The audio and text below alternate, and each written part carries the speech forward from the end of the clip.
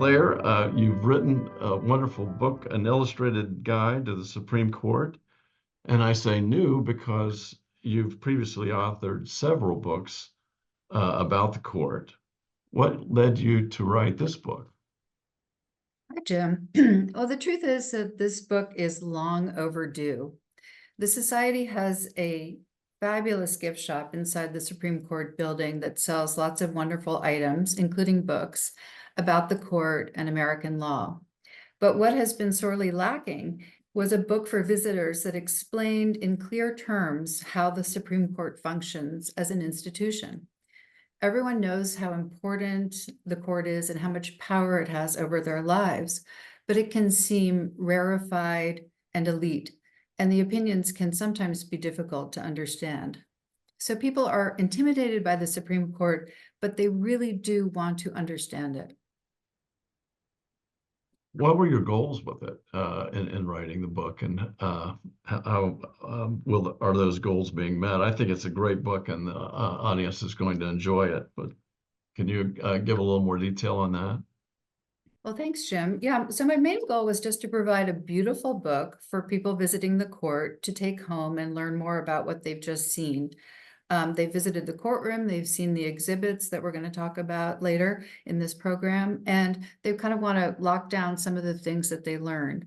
The book answers some of the most commonly asked questions by visitors, such as what is the role of the Chief Justice? How do the justices decide which cases to hear? How are the justices appointed? That sort of thing.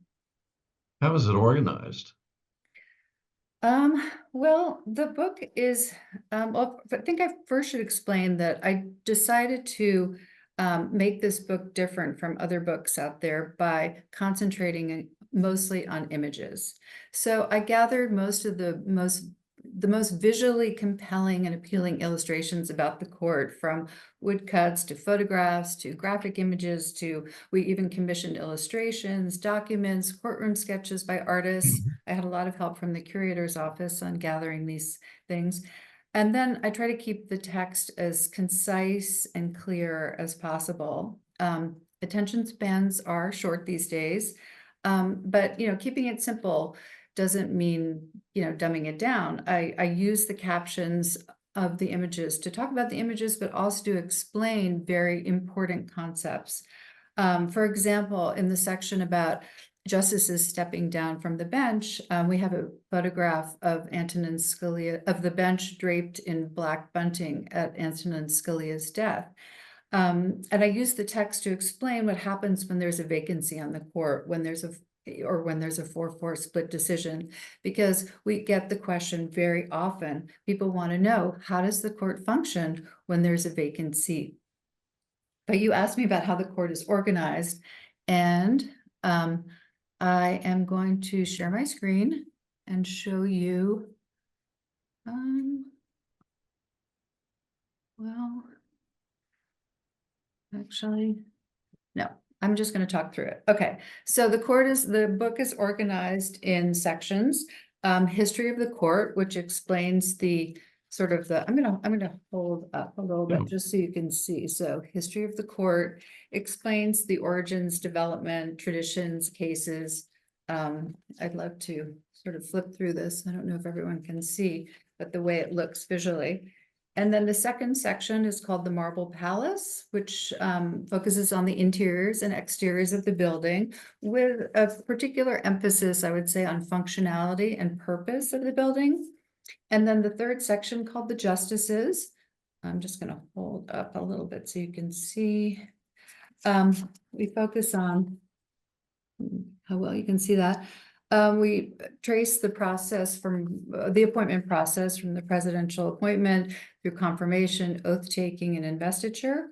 We also look at the role of the Chief Justice. And then the last section of the book, the fourth chapter, is called How the Court Works.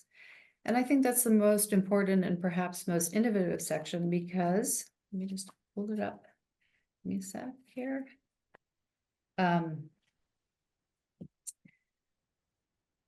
Because it looks at the term and it looks at the whole process by which, how cases, if you can see that, how cases reach the court, oral argument, how opinions are assigned, written, and disseminated. I think one of the more interesting things about the book is, and its imagery, has to do with the fact that you've used new materials in the book, and pieces that haven't, and photographs that haven't been published before. Can you describe that just a bit, and then we'll talk about the case law that you're covering in the book. Yeah, so we did commission some new illustrations. For example, Marbury versus Madison. We had a sketch artist draw the justices hearing Charles Lee argue that case. Yeah, I really beat the bushes trying to find as many compelling illustrations as possible. And as I say, a lot of the thanks goes to the curator's office for helping me with that. And the photographs that are used in it have not been, many of them have not been published before. So that's something new to look forward to in the book. Does it cover case law? Well, many of the landmark cases are included. In fact, but what I tried to do, instead of focusing on just sort of telling the history of constitutional law or focusing on hitting every single landmark case, I decided to look at more about the variety of the kinds of cases that the court hears. So I chose, one antitrust case, one copyright case, one free speech case, to show the breadth of the kind of cases that, and of the legal questions that the Supreme Court is asked to review, especially in different time periods of its history. What you do so well in it also is to help the layperson, non-lawyers, understand the decisions and decision-making process.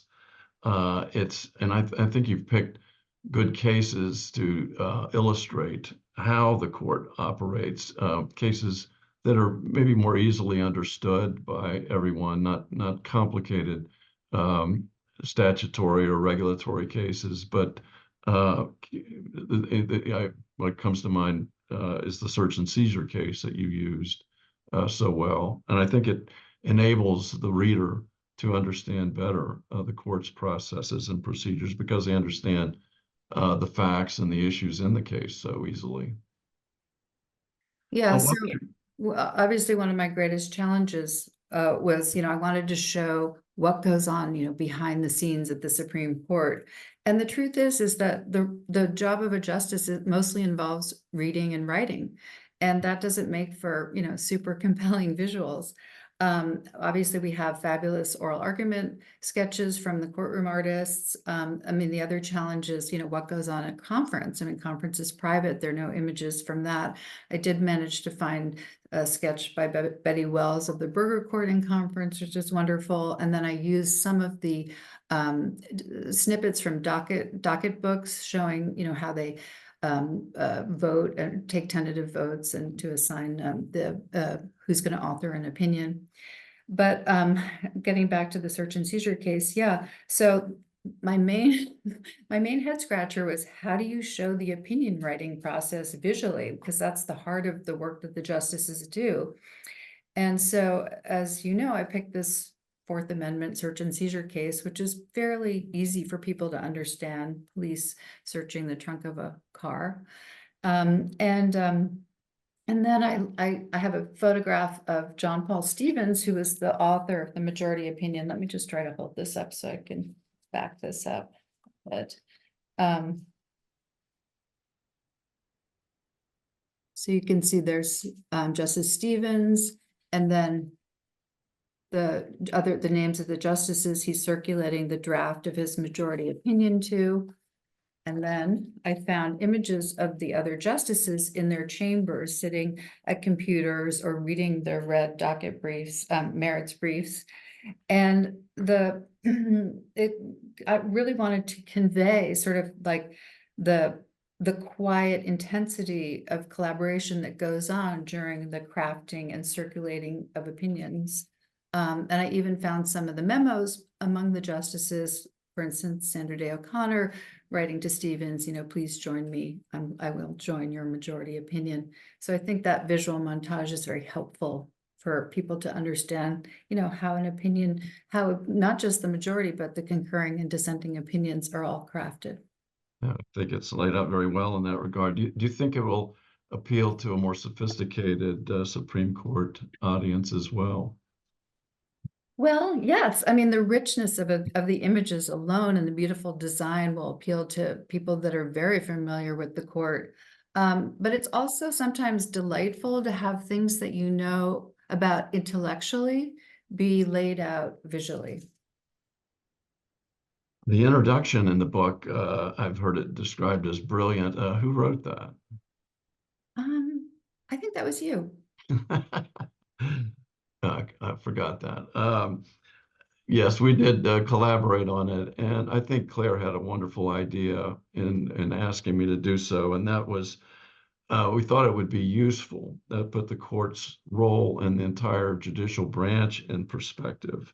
And so the introduction goes into some detail about not only the court's role as the Supreme Court of the United States, but how it also operates with the other courts, the appellate courts and the district trial courts, and its functions also in the office of the Chief Justice and his head of the branch as being the head of the branch in the Judicial Conference of the United States. So I highly recommend it to everyone and thank Claire very much for all of her hard work and efforts in putting it together. And it is, as she's held up and shown you, a beautiful book that I think you all will enjoy. Thank you very much, Claire.